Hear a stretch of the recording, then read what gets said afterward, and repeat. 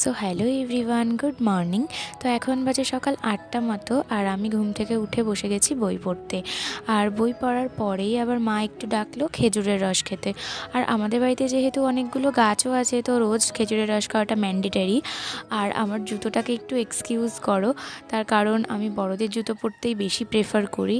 আর তারপরে একটা বোন এসেছিলো আমার কাছে একটু সাজুগুজু করতেও, যাচ্ছে একটা বিয়ে বাড়িতে।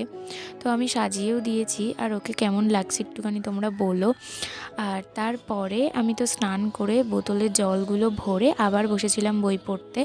তো বই টই পড়ার পরে লাঞ্চ করার পরে আমার এতই ঝাল লেগে গেছে যে আমি একটুখানি চকলেট পেয়েছি, তো সেটা নিয়েই আবার বসেছি। আর তারপরে এটাতেও হলো না, তো আমি মিষ্টিও খেয়েছি।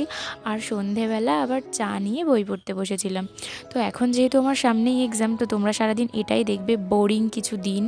আর তারপরে না মেলা থেকে এই অদ্ভুত খাবারটা এনেছিলো, যেটা আমার একদমই ভালো লাগেনি।